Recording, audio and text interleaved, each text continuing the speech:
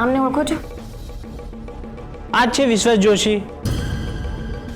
સમજ્યા મોટા ભાઈ, અહીંયા વિશ્વાસ જોશી રહે છે, બબલુ નારાયણ નહીં. ક્યાં છે આ ભાઈ અત્યારે? ક્યાં મળશે? આમ તો રોજ બારી બારણા બંધ કરીને અંદર જ ભરાઈ રહે છે, પણ આજે સવારથી દેખાઈ નથી રહ્યા. ખબર નહીં ક્યાં જતા રહ્યા છે.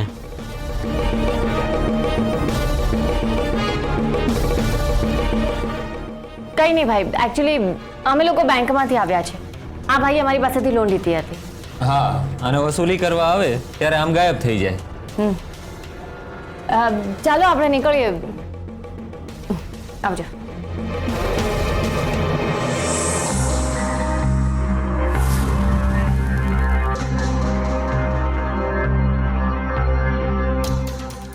નિર્મળા, કેમ છે તમારી તબિયત?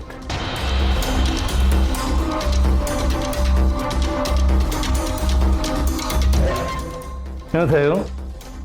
તમે અમને જોઈને આમ ચોંકી કેમ ગયા?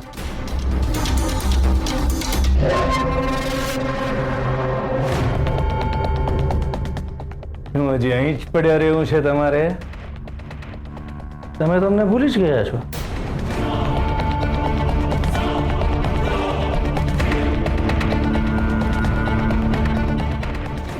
ના કોઈ ફોન, ના કોઈ મેસેજ.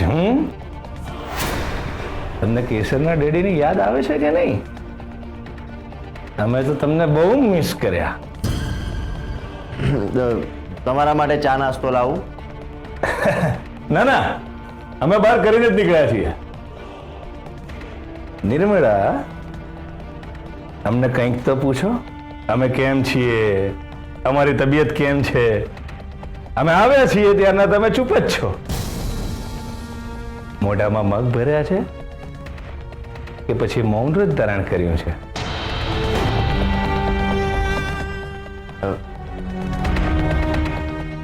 એ શર્માતા હશે.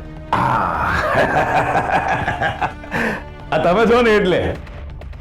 ઇફ યુ ડોન્ટ માઇન્ડ, અમે જરા અમારી પ્રાઇવેટ વાત કરી લઈએ.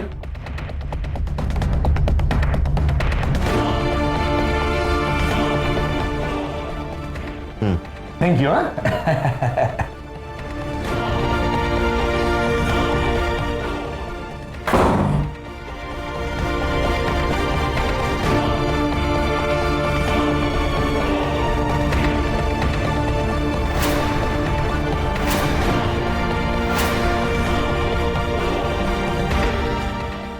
નોનસેન્સ!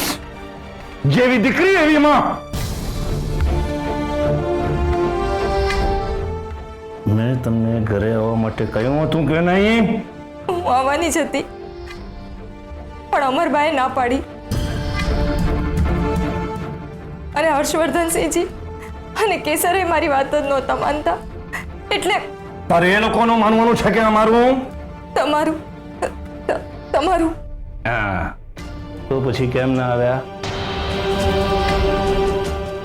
એક ખાનદાની માણસનો ઈગો હર્ટ કરવાની તમારામાં હિંમત ક્યાંથી આવી? તમને ના પાડી હતી ને? તમને ઘરની બહાર નીકળવા માટે ના પાડી હતી ને, તેમ છતાંય તમે અહીંયા દીકરીના સાસરે આવીને રહો છો.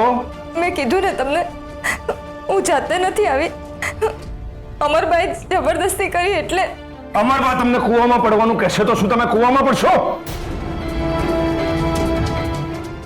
જ્યારે જ્યારે તમે અમારી વાત નથી માનતા ત્યારે અમે તમારી શું હાલત કરીએ છીએ યાદ છે ને તમને? યાદ છે ને?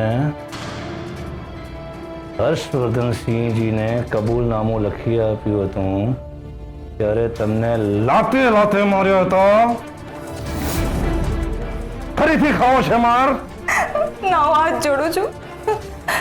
તમે પેટમાં લાતો મારી ત્યારથી વોમિટિંગ શરૂ થઈ ગયું છે.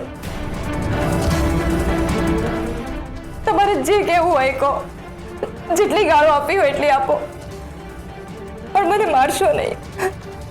મારશો નહીં મને. નહીં મારી.